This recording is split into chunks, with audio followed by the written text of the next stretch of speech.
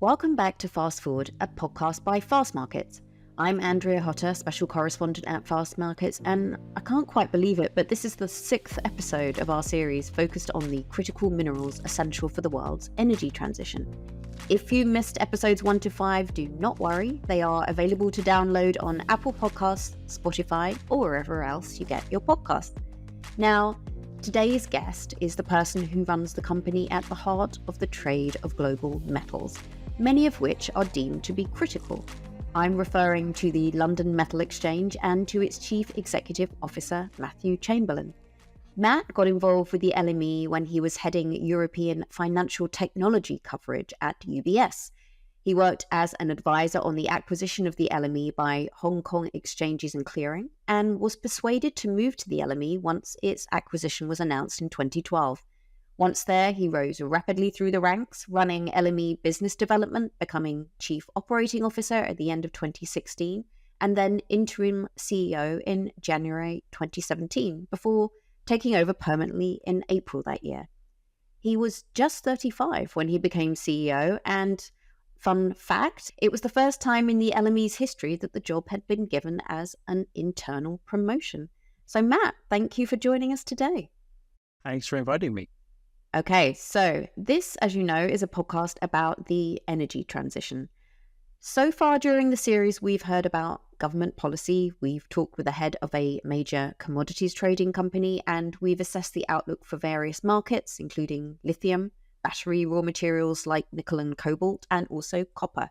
So it seems fitting now to turn to the LME and see where the exchange fits in with the energy transition. And I think that's probably where we should start, Matt.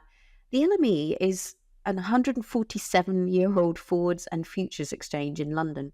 What does it have to do with the energy transition? It's a really interesting question. And in the 147-year history, I haven't been there for all of it, the LME's core products have facilitated a number of transitions. So actually, if you go back to the whole reason that the LME started in a formal way back in 1877 was because you had the Industrial Revolution here in the UK. Initially, the UK was reasonably self-sufficient in what we might now call critical minerals. And obviously, critical minerals depend on the time and the country, but two critical minerals back then were copper and tin, which were absolutely fundamental for the Industrial Revolution, for the first stages in the first electrification revolution. And what happened at some point during the 19th century is that the UK's demand for those metals began to outstrip its supply. The mines down in Cornwall, if you watch your Poldark, they were not able to keep up with demand in the UK. And so there was more of a need for organized importation of copper from Chile, tin from what is now Malaysia. And you started to see this global trade, which over time formalized into what we now have on the LME. So I think in many ways, the LME has always been about critical minerals. Perhaps what's changed is which minerals are critical and the particular ways in which they're critical. But the metals that we now trade on the exchange, those 6 major ones, copper, aluminium, tin, nickel, zinc, and lead, are all, in our view, and I think in the view of the market, absolutely crucial, whether you define them as critical or not, and whether you have legislation that defines them as critical or not. They are all absolutely crucial for the next stage of that electrical revolution, which I know you've spoken about on previous podcasts. Yeah, that's absolutely right. Obviously, with that criticality comes the desire to be sustainable as well. The LME's been very active in terms of sustainability, arguably more so than most exchanges. You've introduced all kinds of things that we're going to talk a little bit about today. Responsible sourcing, you've created a platform for sustainability disclosures, and you've introduced various new contracts based around the energy transition. You weren't mandated to do that by governors or regulators. That was a choice. It's actually a huge amount of work. So I'd like to start by asking, what do you see as the LME's role when it comes to the energy transition? I mean, why did you bother? Whose job is it to make the industry more sustainable?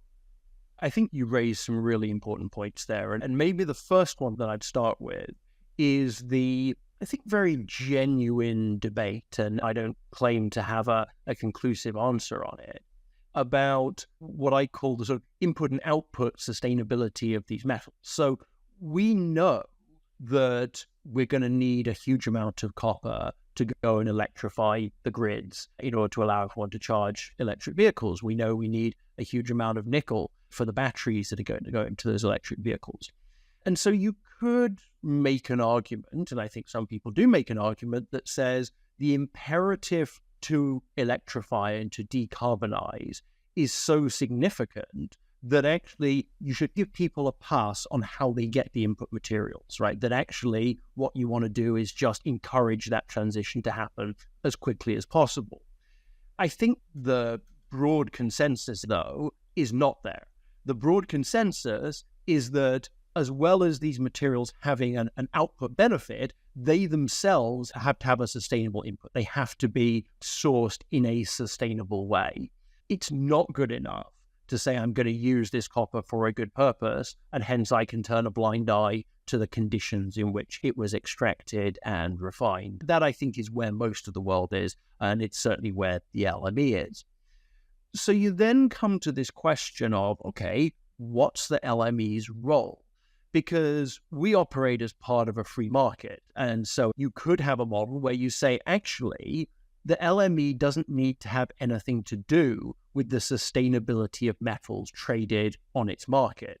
That the LME's core function, certainly as it was back in 1877, is achieving and helping people manage a supply of metallurgically appropriate metal, and actually questions around its ethical characteristics are for others to go and deal with through whatever market mechanism they want. You might say, well, a consumer who wants metal of a sustainable nature should simply pay a premium above the LME price. And if you just pay the LME price, you don't have any guarantees around sustainability. And again, that's not an unreasonable position to take. And indeed, it probably was the position the LME took right up until about 2018. What changed for us in 2018 was a real sense from our stakeholders, and that's a very broad set of people. It's the banks who trade, who obviously have sustainability requirements. It's the customers, the end users who are pricing off the exchange. It's civil society, who obviously have a stake in what's happening. It's regulation with the conflict mineral rules coming out of Dodd-Frank and the EU.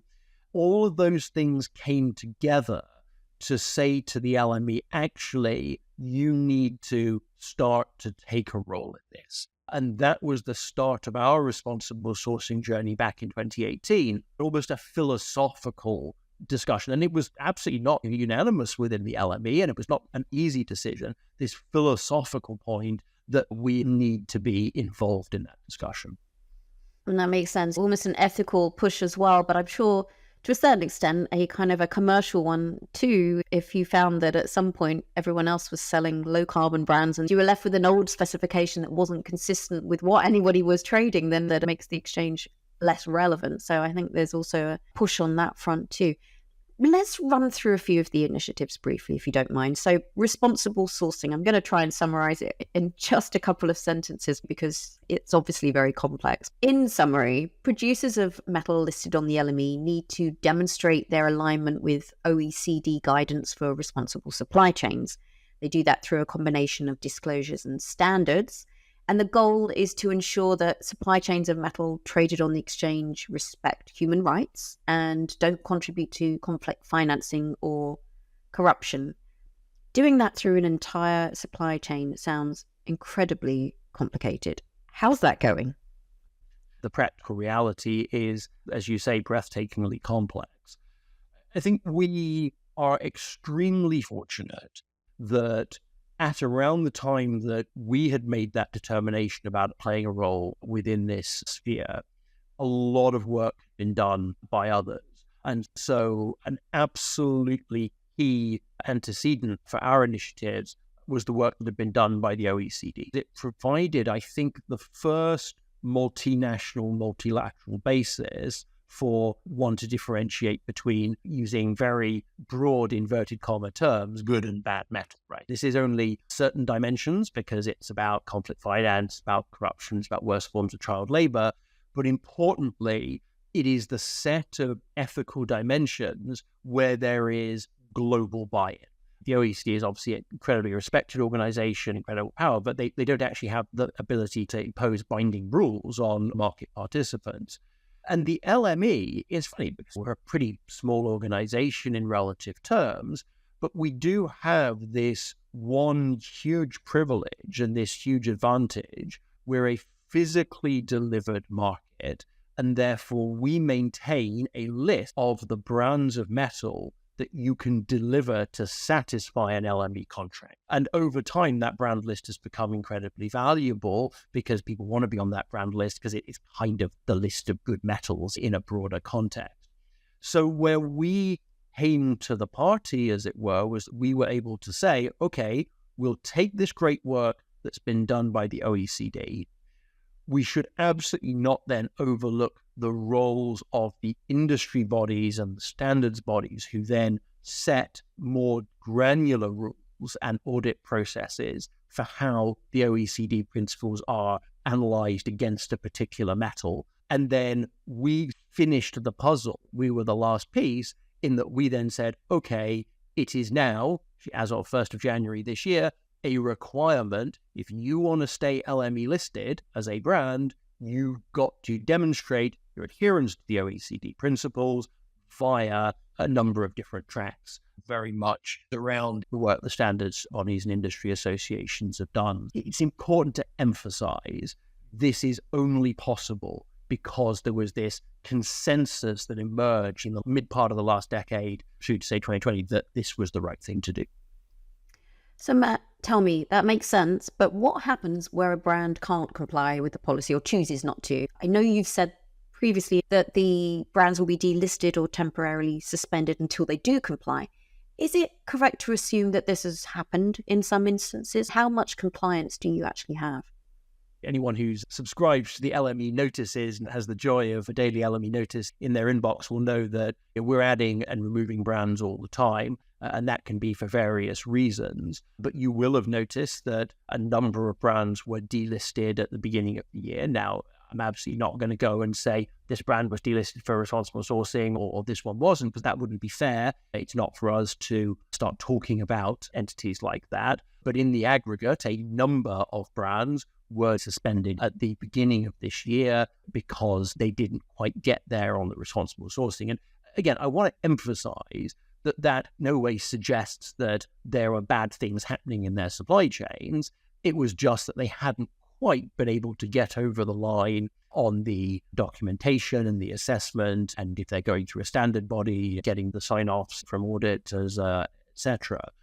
We did suspend around 10% of our brands at the beginning of this year as a result of that. So I think it's very clear that this initiative does have teeth.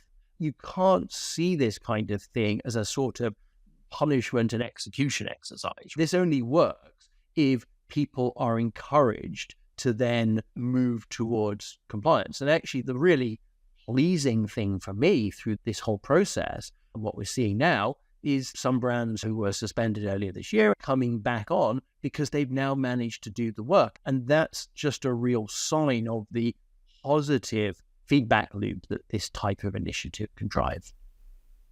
So you mentioned compliance there, and obviously that's very important. Tracking and tracing plays a role here, right? I mean, what does compliance look like? Like anything, I'm sure there are shades of grey.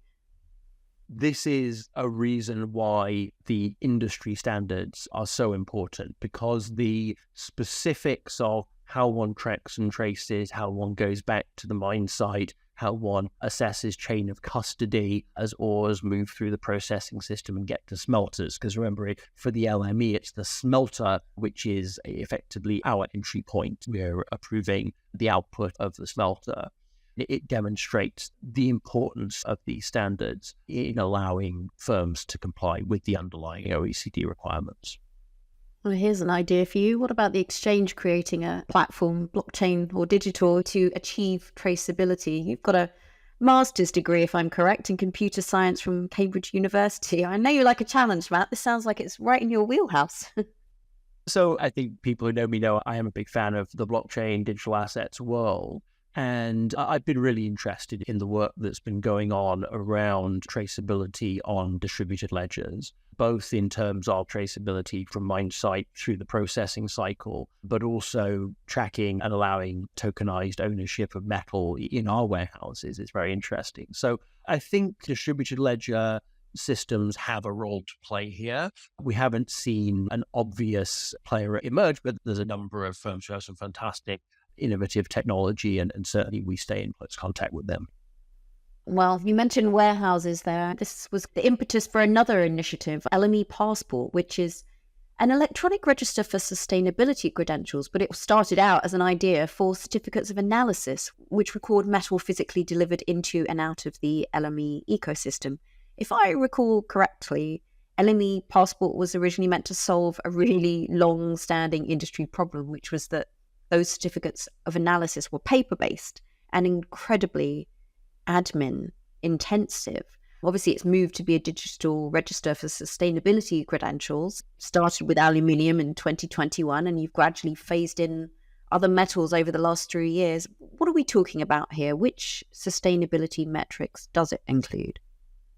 Passport is something that we're very proud of. And as you say, it's an example of how a system, an initiative can really grow when it gets industry support. So exactly as you say, it started as a digitization of the underlying paper certificates of analysis with the metallurgy of the metals. So now whenever you take metal out of an LME warehouse, you have a digital record of its sampling, its impurity levels, which is very helpful when you're working out how to blend that in a downstream application, a rod mill, etc.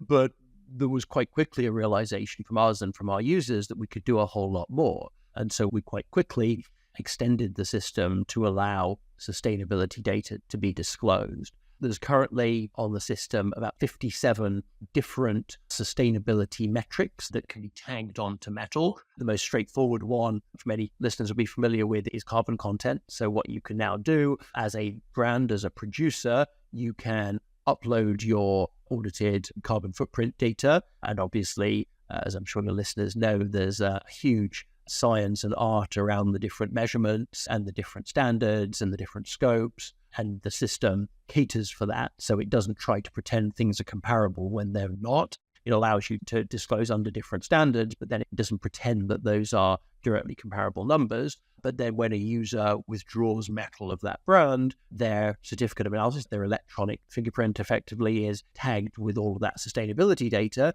So if you are a downstream user who's trying to compile your Scope 3 data, the carbon content of your input materials, that becomes incredibly valuable information. But again, it's more than carbon. It allows you to tag data on water resource stewardship, alignment with various standards. Topics like Indigenous rights are equally important in terms of understanding the overall ESG footprint of the metal. And it's very much that principle of user choice. Unless there is global alignment, as there was on the OECD, we're not in the business of prescribing other metrics like carbon, but we're absolutely in the business of making it transparent. And it's not just LME brands on the register, though, correct? Non-LME brands can also register their credentials?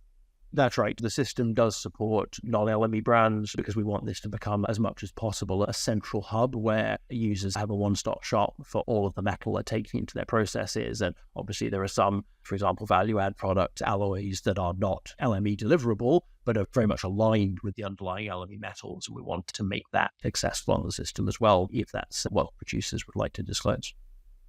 All right. Well, and now on to the next thing. The LME said it planned to follow the launch of Passport with a spot trading platform for sustainably sourced metals. So that means using the data from LME Passport to determine whether the market for low carbon metal, for example, is big enough to support the launch of new contracts. Am I right to assume that? As you say, trading is absolutely the next theoretical step.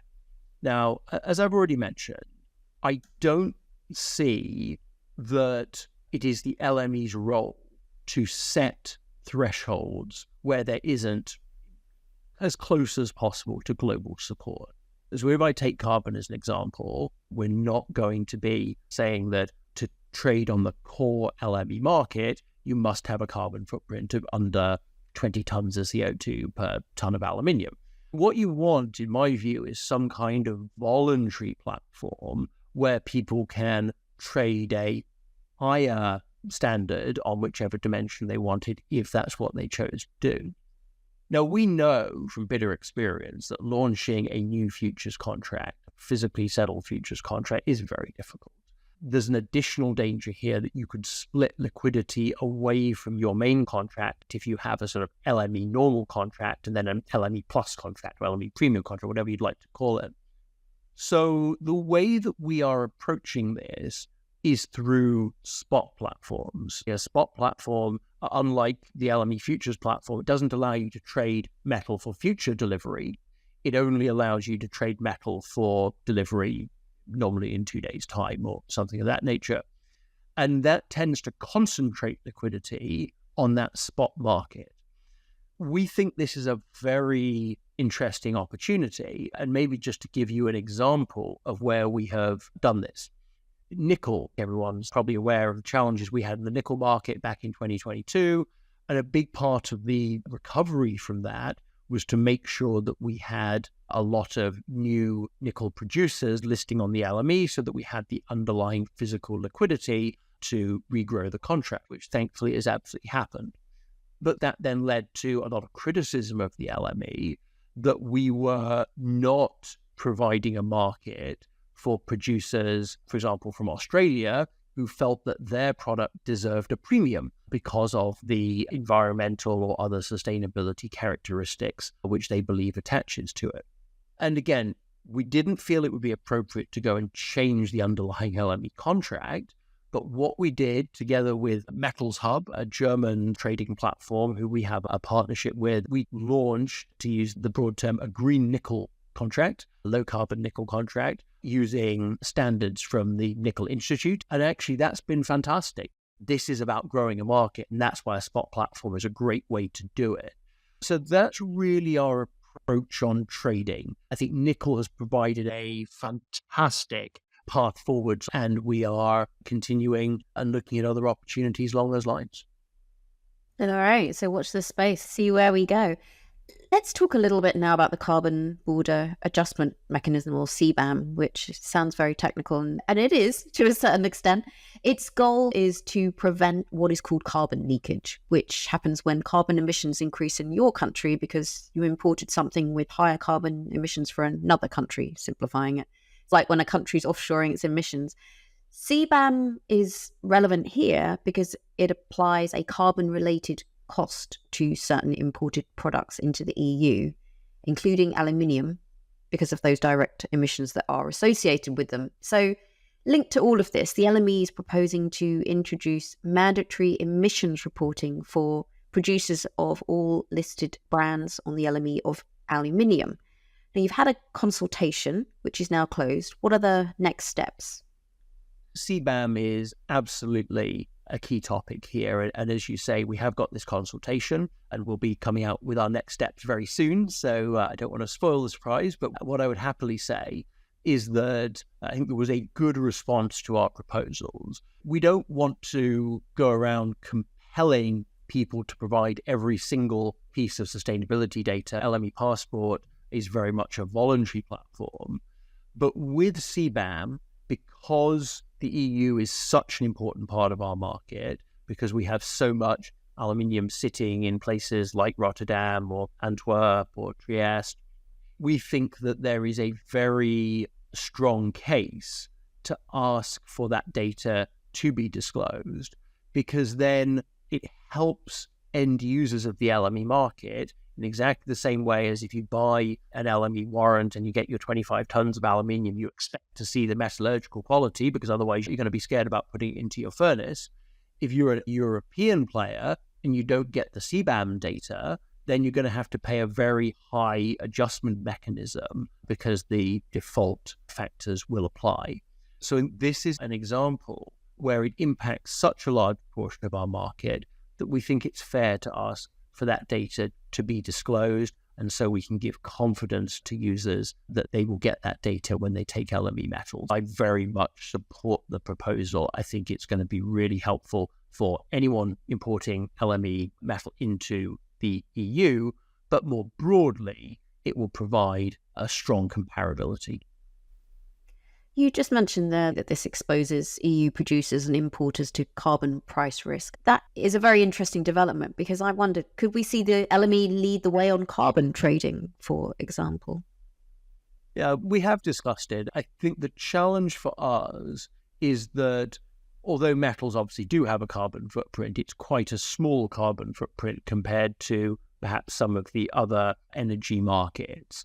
I'm not sure that the LME, simply by virtue of its metals footprint, would have enough market oomph to really be able to crack the carbon market. And it's therefore not something that we're proposing to do right now. But I think carbon will be very important. As you say, what you may end up having is a stapled metals and carbon future so that you are managing your total price risk at the CBAM border.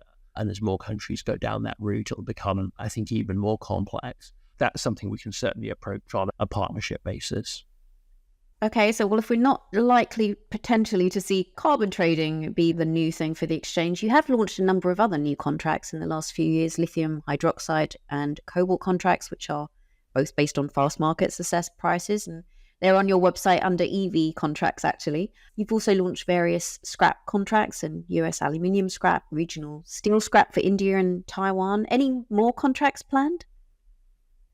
No, I think, again, we have to recognize as the LME that because we're quite a specialist market, we don't have quite the same distribution footprint as perhaps some of our peers. And so we have to be quite selective about what we do. I think of the cash-settled contracts, it's really been those steel ones that have been most impactful. We're really pleased with how they are continuing to grow. And that's really because there's a strong crossover with the base metals users. On the new contracts front, the LME decided not to launch a Class 2 nickel contract. Now that we're talking about nickel and seeing as you mentioned it a little bit earlier, where do things stand with the Court of Appeal and the lawsuits, etc., against the LME? We had the appeal hearing in July, and people will remember that we were very pleased that we won the first instance hearing last year. There was an appeal hearing in July. We continue to wait for a verdict there, but we feel very confident in our position and in the decisions that we took. I think more relevantly is what's happening with the nickel market, because our key aim was always to restore the liquidity in nickel that was so impacted by the events back in 2022. That's been a huge area of focus. I've been really pleased to see the nickel market regain its liquidity. We're now at levels so far in 2024, obviously above 22 and 23, but actually now rivaling 2020 and 2021 in terms of average daily volumes, which to me suggests that the vibrancy of that market is back. And I think that's a combination of obviously the steps that we've taken as a result of the independent review and the significant investment we've made, but frankly also the goodwill of the market. I think we've really been grateful for the way that the market has stood by us in this. They've encouraged us on that reform journey. We spent a lot of time talking about Class 2 with our stakeholders, and in the end, what they told us is, look, LME, just concentrate on the Class 1, take the steps to rebuild the liquidity there, and we'll support you. They've been true to their word. We've taken the steps that we needed to, and they have reciprocated by bringing back liquidity to the levels that I mentioned. You mentioned there a reform journey, so I'd like to take a bit of a diversion here, Max. I think it's probably an appropriate segue. There's been a big announcement by the LME recently, and it would be wrong to ignore it today. So I'd like to ask you about it, if you don't mind. The LME is very much an industrial exchange with the physical community at its heart. It's very unique in how you trade its contracts, but it's been trying for some time to attract more of the financial investment community. Efforts in the past have arguably not been a huge success, though. But at the start of September, you issued a white paper laying out a plan that you hope will change all of that. So, Matt, over to you. What exactly is the LME planning to do? Thanks for mentioning, because this is an important topic. Maybe for those who are less familiar with the LME, we're a very differentiated exchange because most exchanges allow you to buy and sell contract, commodity in this case, for a single point every month. So you might have a November copper contract and a December contract and so on. The LME, again, going back to that history that I mentioned earlier, has this incredible date structure where you can buy and sell metal for any day from 1 day forward, so tomorrow through to 3 months, any week from 3 to 6 months, and any month beyond that. And that's a really important feature for our physical users, and that's never going to change. That's a very bespoke request. But within the daily date structure, there is a monthly date structure embedded at the LME. The third Wednesdays of each month are the established convention for how you trade the LME in a monthly manner if you're trying to trade it like all of those other exchanges. And in particular, financial participants like to keep their positions, their open interest on those monthly dates. Actually, this is really relevant for the broader debate because we're in, I think, this incredible position in the metals industry that everybody knows metals are going to be crucial to the transition that we've just been discussing. An increasing number of financial players want exposure to those metals. The LME is the natural place for that to happen. But they look at our market structure and they say, oh, that's just a little bit complicated. That's a little bit difficult. We're going to go and look elsewhere. So all we've announced in the white paper is that for those monthly dates, particularly those financial users who want exposure to those monthly dates, we're going to align with our global peers, with other exchanges, and have what we call a block limit. And what that means is that if you're trading a small amount of those third Wednesdays, that needs to be shown on our central electronic trading system, LME Select, rather than simply being a bilateral trade between a client and a dealer. It all sounds very market structure-y and technical and geeky, but what it means at heart is that if you log on to LME Select, our electronic system, you'll see what we already have, which are those 6 contracts which are crucial for the energy transition. And you'll see good liquidity and good pricing for each of those monthly dates where you might want to invest to get exposure to those, if this is a thematic theme that you want to participate in. There's a lot of work to do, a lot of industry engagement, etc. But we think that what we've announced is going to really help all those players get better access to metals, which I think is going to be crucial over the next 10 years. I'm curious why you've decided to do this now. Obviously, you tried a decade ago to attract financial players and incentivize electronic trade, but it backfired, caused a lot of friction with members, and a lot of business moved to the OTC market. I'm wondering why now, and is this in any way linked to the nickel situation in 2022 and actions that the LME committed to take to improve transparency after that? So certainly with the nickel situation, and I think people will know, we commissioned this independent report from Oliver Wyman, and one of the recommendations that it made is that the LME should look to standardize its market structure where appropriate without loss of functionality to existing clients, because there is a sense that the more standard your market, the more liquidity you will get, and that provides a liquidity pool in which everyone can participate even when pricing is becoming more volatile. Certainly the Oliver Wyman report does draw a linkage, and we should respect that. But we have now embarked on this modernization journey. And yes, that probably did start with some of the immediate initiatives around nickel, things like OTC disclosure, things like our daily price limits, perhaps aligning more with some other markets. Then we did our closing price reform. It's really that momentum, that confidence, then move on to the next market modernization, market improvement step, which is this enhancing liquidity white paper. There is a degree of linkage to nickel, but I think it's more a story of continual improvement, continual modernization, and making sure that when this energy transition fully arrives, we are ready. It's not just the LME as an exchange, as a business, we as a community, right? Our members are ready to benefit, clients are ready to benefit, because I think we would all regret it if this incredible decade for metals does manifest itself, we're not as good as we can be to benefit from that. And why are you focusing only on small trades? I was curious. Why not bigger? We want to learn from our peers. There's a lot of exchanges out there who use these block limits. And generally the approach is that if a trade is large, then it is right to allow that to be executed in different ways because it could potentially have a price moving effect on the market. So traders or end users who need to put through a very large trade generally will need that flexibility, which is why block limits generally are set the way they are, such that trades above a threshold are not subject to that central execution requirement, whereas trades below a threshold are. This is generally how it's configured in the industry. We've seen a lot of business move to the OTC market over the years. In your own words, what's wrong with people using the over-the-counter market, the OTC market? This is really about how members give price exposure to their clients. There's two ways of doing it. One is they can give them an LME client contract, as we call it, which is registered with our exchange, booked at our clearinghouse. And then the other is the over-the-counter or OTC market. We have seen over the last 10 years, more and more business go to the OTC market. I think, frankly, because in many cases, it's easier for members or banks to manage that. They can put their own margin requirements on, etc. So it just gives them more flexibility.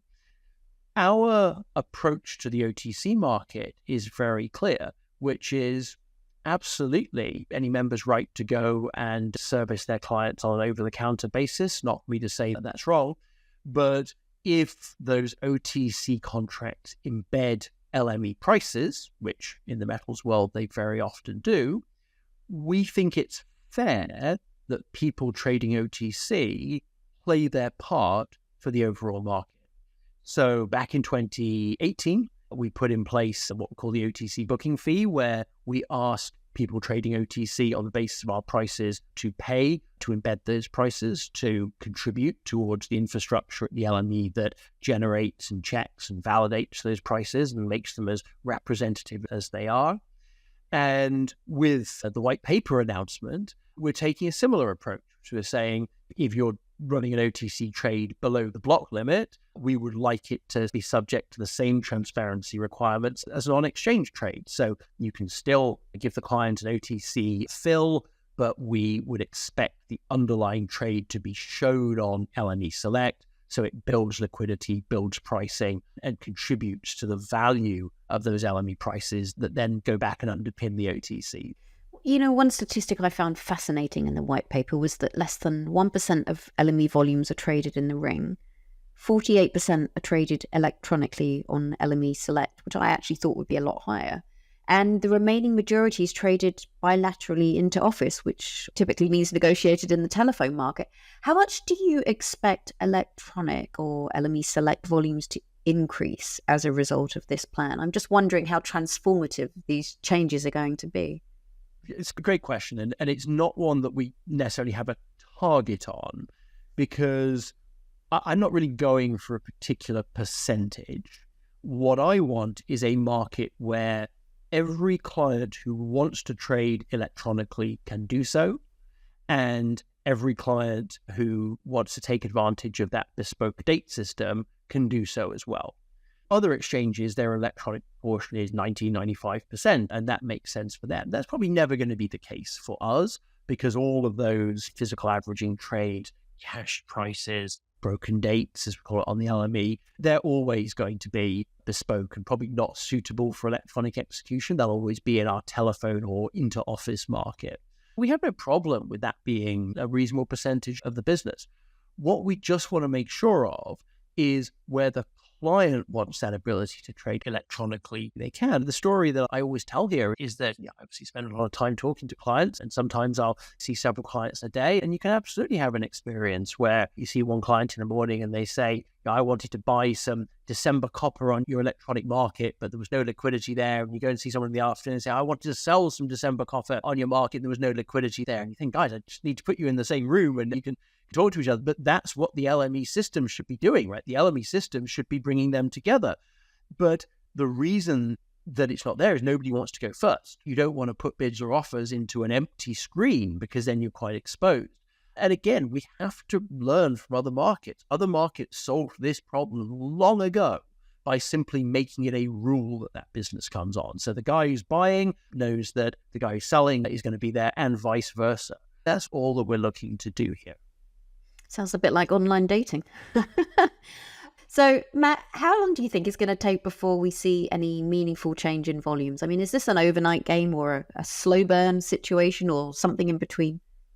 No, even just implementing this is going to take about a year because we need to do this in a structured and a respectful manner. We've come out and said, this is what we want to do, but that doesn't mean there's not going to be a lot of conversation. We're going to set up member working groups to make sure that the new rules will operate effectively with all the different ways that members do business. We don't want to stop any business hitting the market, and then we'll need rule changes, we'll consult on those, and then members will need to make systems changes. You're not going to see this implemented until at the back end of 2025, and it wouldn't be right for us to rush it. So it's not going to be an overnight story, but I think it could be quite transformative. Once these rules are in, I think we'll quite quickly see that business start to form on the electronic market. And all those people I mentioned who tell me they don't have the liquidity, I think they'll be a lot happier. They will feel their execution experience is better.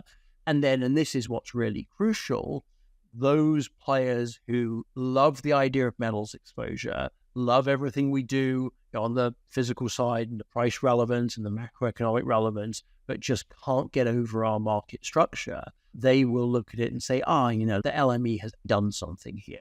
And we believe that they will come in and participate. And if we were speculating for new business while harming existing customers, obviously I wouldn't do it.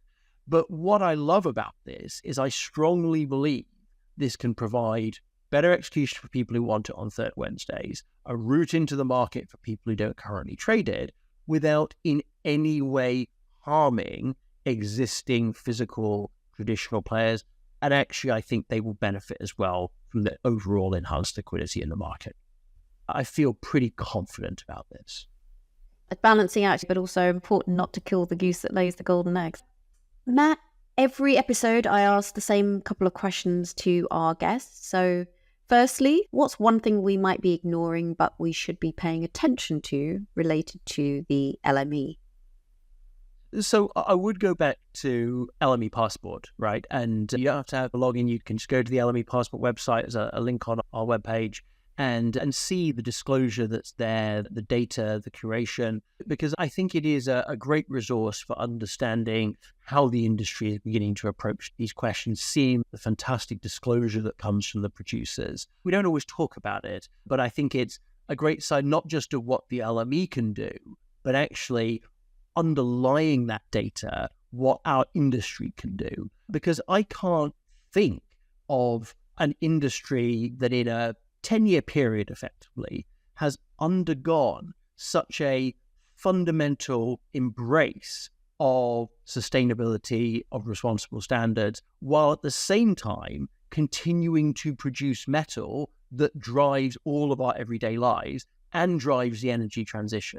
So I'm actually really proud when I log on to Passport of what that means and being part of an industry that doesn't always get the best rap, but that does a huge amount of work on making sure that we have a sustainable metals future. All right, I'm making a note to bookmark the Passport page. And secondly, if you had to fast forward a decade, what do you think the LME is going to look like? The history of our exchange, coming back to 1877, and businesses do not survive, markets do not survive for that period of time unless they adapt. And the adaptations the LME has been through, be they metallurgical adaptations, the conversion from sterling to dollar contracts, which I wasn't personally around, but I understand was pretty controversial. We have adapted and changed and evolved at every stage. And yep, there's always been discussions, there's always been objections, but the community has rallied round and moved on. And so the LME of 10 years' time is going to have all the great things that we have right now. It's going to have that date structure. It's going to have the daily physical pricing. It's going to have the warehouse network. It's going to have the investment in the physical that I don't think anybody else can offer to the extent that we do. But it's also, I believe, going to have a really easy way for those who want to have participation in the metals industry to do so. And I think if we can continue to blend all of those things together, like we've done for 140 something years, if we can continue to channel that spirit, I think it's going to be an incredible place to trade, an incredible place to work, and I'm really excited about it.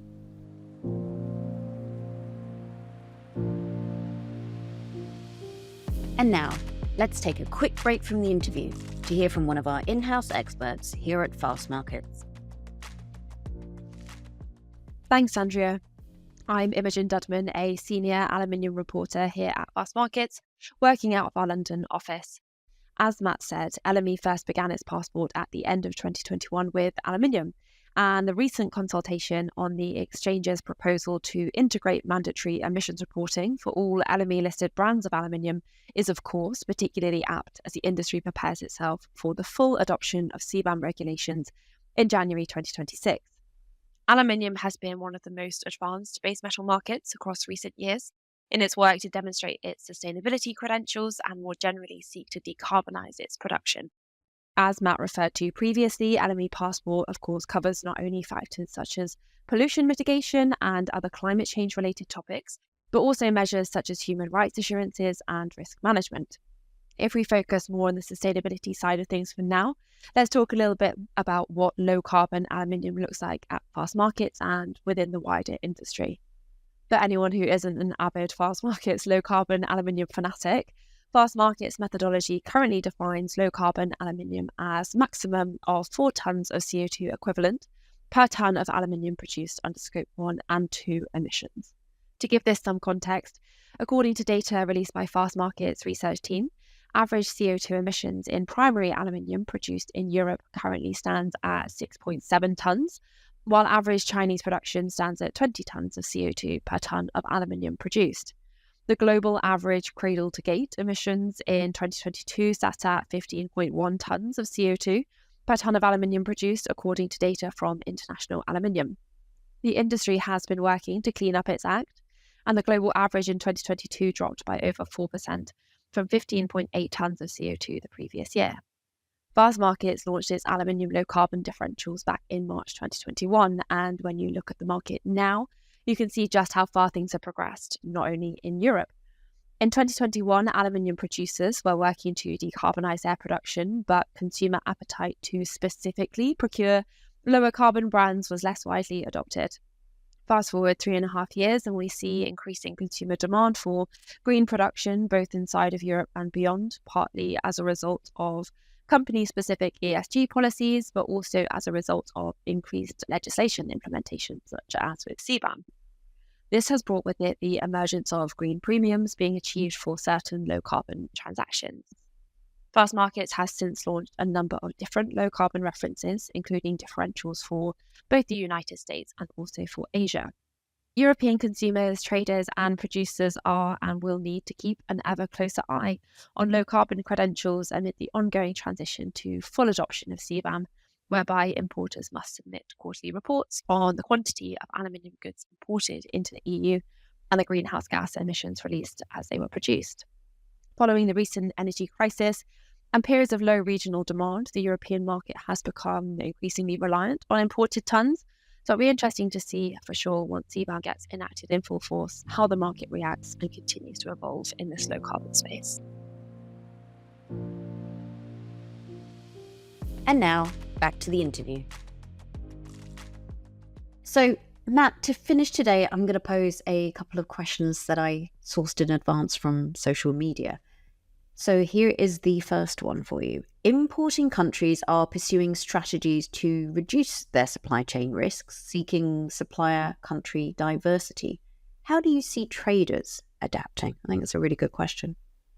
The LME is at its heart a global market, and our history has been one of expanding the global pool. So it's actually funny, it's only in 1989 that we opened LME warehouses in the US. It's only in 2000 that we opened LME warehouses in Asia.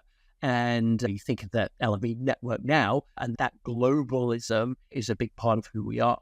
I'll be very honest, the trends towards deglobalization that we've seen are challenging for a global business model like ours. And we see them in sanctions. We've done a huge amount of work this year in terms of ensuring sanctions compliance around Russian metal. I won't deny that these things are, at their heart, a little bit at odds with the LME's concept of a global duty unpaid contract.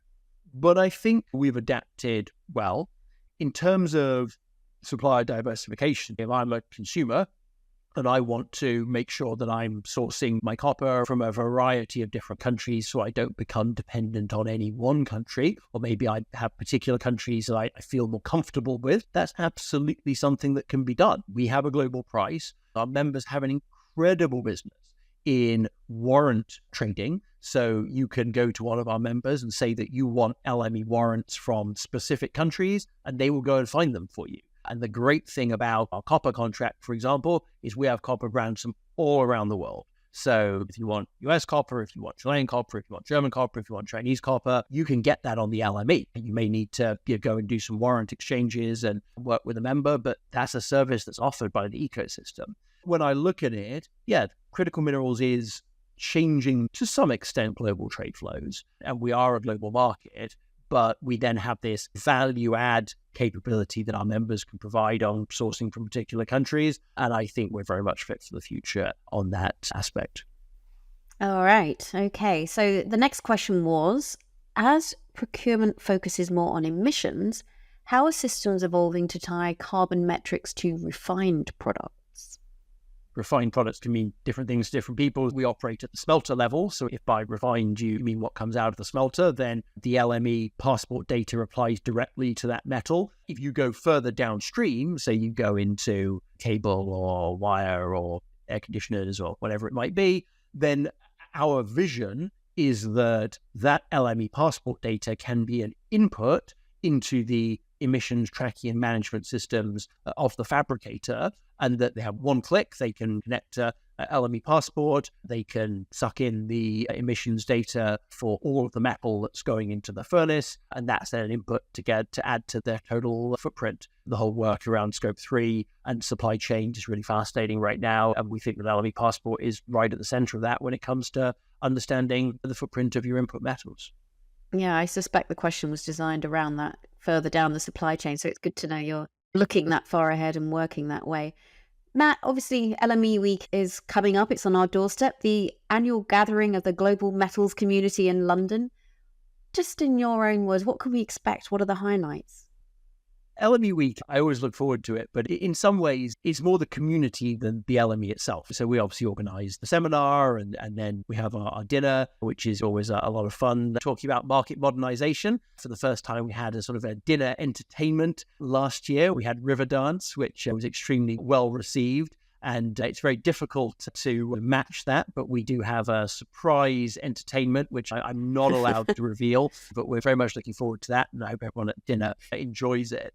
I always think that the real value for me of LME Week is meeting everyone who uses our market, indeed those who don't use our market, and hearing their views. We've deliberately put out the white paper with a bit of notice so that people can start forming their views. And I'm sure we'll be hearing a lot of feedback during LME Week, and really interested in that. I'm sure people will have views on a whole range of topics, and that's always very valuable. We'll be in listening mode to hear what people have to say. Yeah, well, I am looking forward to it too. Seeing everybody dressed up in their tuxedo penguin suits and formal dresses is always a little bit different from the day-to-day. So, Matt, thank you so much for today. We've run through some pretty technical aspects of the exchange, and you have simplified it for us considerably. So I have really enjoyed this. Thank you very much. I really appreciate the opportunity. Great to catch up, and see you in LME Week. Perfect. Finally, we'd like to thank you for listening over the course of this series. This has been the 6th and final episode of our current series. We're going to be taking a short break from the podcast, and we'll be back in the new year with a brand new series. If you're going to miss us while we're gone, why not go back and enjoy listening to any episodes from the first series you might have missed or want to listen to again? You'll find them in the archive. You know the drill. You can find them on Spotify, Apple Podcasts, and anywhere else you listen to podcasts. Just search for Fast Forward. Tell us what you think in the comments, and don't forget to leave a review. And if you're going to be in London for LME week, the Fast Markets team will be out in force, so please do come and say hello to us. Until next time.